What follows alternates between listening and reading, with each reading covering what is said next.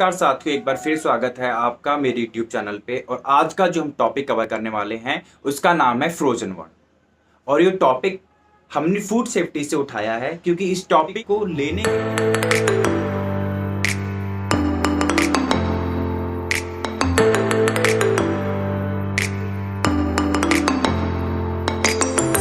के बहुत बड़ा रीजन है। अभी मैंने रिसेंटली एक ऑडिट किया था एक कंपनी के अंदर, जहां पे मुझे इस टॉपिक जिसका नाम है फ्रोजन वन, इस तरीके से बहुत सारे इश्यूज मुझे वहां देखने को मिले। मैंने सोचा क्यों ना ये टॉपिक मैं हर किसी के साथ शेयर करूं, सोशल मीडिया पे पोस्ट करूं, जिससे मेरी नॉलेज आप लोगों के पास पहुंचे और पीछे समझ पाए कि क्या है फ्रोजन वन। दोस्तों, फ्रोजन वन के बारे में समझते हैं। फ्रोजन वन का मतलब होता है जब आप कोई भी फूड डीप फ्रीजर के अंदर डालते हैं, यानी कि जिसके अंदर जिसका टेम्परेचर -18, -22 और बिलो होता है, उसको हम डीप फ्रीजर बोलते हैं। मुझे उम्मीद है कि आपको पता होगा।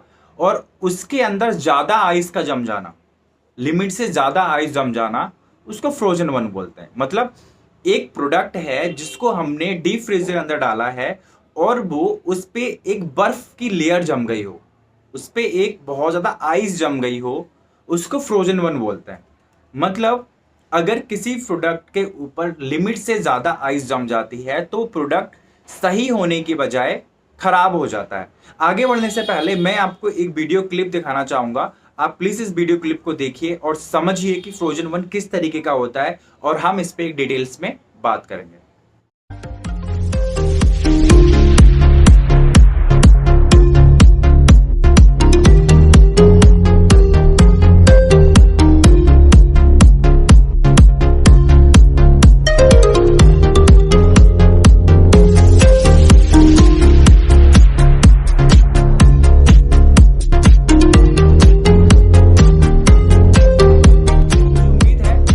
वीडियो देख लिया होगा और आप समझ चुके होंगे कि मैं किस टॉपिक की बात कर रहा हूं, मैं किस चीज के बारे में बात कर रहा हूं।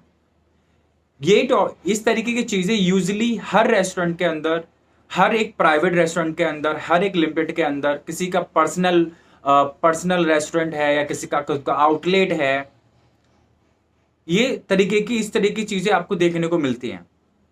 इसका एक सबसे बड़ा रीजन ये है कि उसकी टाइम से क्लीनिंग नहीं होना या फिर उसका टेम्परेचर ज्यादा कर देना।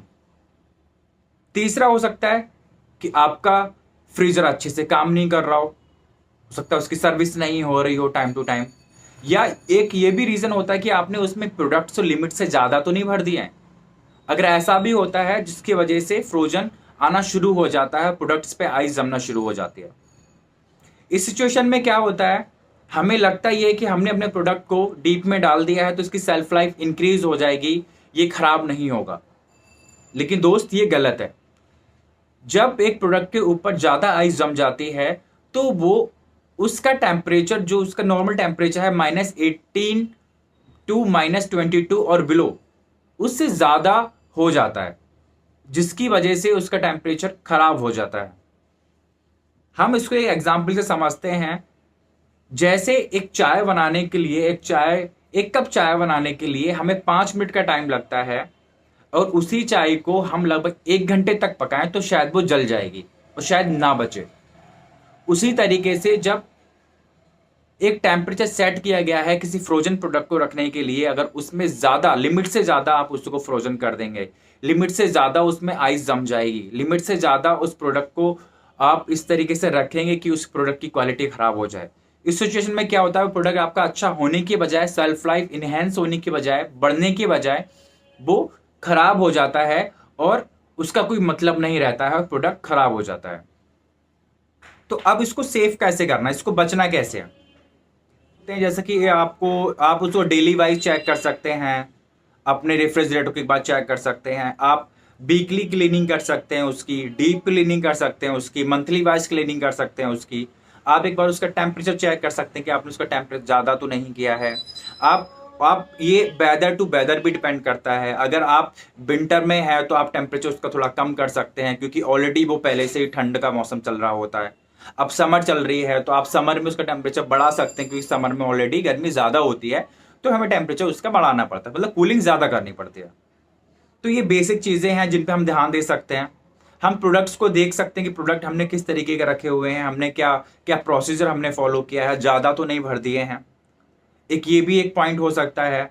आप उनकी क्लीनिंग करवा सकते हैं, या फिर एक सबसे इंपॉर्टेंट पार्ट ये भी हो सकता है कि अगर हमारी टीम या किसी की भी टीम या किसी भी कंपनी की टीम अगर उसको क्लीनिंग कर रही है, तो मैंने देखा है कुछ जगह की लोग उसको क्लीनिंग करने के बजाय उसमें चाकू का इस्तेमाल करते हैं आइस को हटाने के लिए, जिसकी वजह से जो फ्रिज की जो फ्रीजर होता है उसकी जो लेयर होती है, सिल्वर लेयर, वो कट जाती है और उससे प्रोडक्ट खराब होना शुरू हो जाता है। तो ये बेसिक कुछ चीजें हैं जिन पे हमें ध्यान रखना है। अगर इस तरीके की चीजें, जैसे कि आपने वीडियो में देखा है, इस तरीके का अगर आपका प्रोडक्ट है तो आप बिल्कुल डैम श्योर हो जाइए कि वो आपका प्रोडक्ट सही नहीं बल्कि खराब हो रहा है, और आपने जो क्वालिटी देने का प्रॉमिस किया है कस्टमर को, आप वो क्वालिटी नहीं दे रहे हैं बल्कि आप उन्हें एक गलत खाना सर्व कर रहे हैं, जो कि गलत है। एक फूड इंडस्ट्री में इंपॉर्टेंट है कि हम एक किस तरह का टेस्ट, किस तरह की क्वालिटी और किस तरीके हमने कंसिस्टेंसी बना के रखी है। अगर है तो प्लीज मेक श्योर करिए। अगर आपको लगता है कि इस वीडियो के अंदर मैंने कुछ पॉइंट छोड़ा है या फिर मैंने बहुत बहुत कम शब्दों में अपनी बातों को कहा है, अगर आपको इस पे लेंथी और डीप वीडियो की जरूरत है, अगर आप ज्यादा डीप जानना चाहते हैं तो प्लीज कमेंट करिए, कमेंट इन बिलो। अब मुझे बताइए, मैं उस टॉपिक पे एक डीप वीडियो बनाऊंगा डिटेल्स में जाके, जहां पे हम हर एक पॉइंट को कवर करेंगे। और अभी हमारी एक एजेंसी है हॉस्पी के नाम से, हॉस्पी इनके नाम से। एक्चुअली हम यहाँ क्या करते हैं, हम जो भी नए स्टार्टअप होते हैं, जो नए बिजनेसमैन होते हैं, जिनको अपना नया स्टार्टअप करना होता है रेस्टोरेंट लाइन में, हॉस्पिटैलिटी लाइन में, जिनको आउटलेट शुरू करने होते हैं, अपना कैफे शुरू करना होता है, तो हम उन्हें हेल्प करते हैं उनके स्टार्टअप को ग्रो करने में। आई मीन टू से कि उनका स्टार्टअप सेट करवाने में, उसका इंटीरियर सेट करवाने में, मेन्यू सेट करने में, उनकी हेल्प करते हैं, उनकी टीम को ट्रेन करने में, हायरिंग करवाने में, और जब तक उनका बिजनेस ग्रो नहीं करता। अगर इस तरीके की भी अब किसी को ज़रूरत है तो मैं आपको यहाँ ईमेल आईडी अपना दे दूंगा, और यहाँ आपको कॉन्टैक्ट नंबर्स मिल जाएंगे साइड में इधर उधर, तो आप उन पर भी कॉन्टैक्ट कर सकते हो। और आपको लगता है कि किस चीज़ की इंप्रूवमेंट की ज़रूरत है तो प्लीज़ आप मुझे अपने फीडबैक दे सकते हैं, और मैं डेफिनेटली उन पे काम करूंगा। और जल्दी मिलते हैं एक नई वीडियो के साथ, और एक नॉलेजेबल वीडियो के साथ। और सबसे इंपॉर्टेंट चीज़, अगर तो आपने अभी तक मेरा यूट्यूब चैनल सब्सक्राइब नहीं किया है तो प्लीज़ आप इसको सब्सक्राइब करिए और बेल आइकन को हिट कीजिए, जिससे आपको इस तरह की इन्फॉर्मेशन वीडियो आपको मिलती है।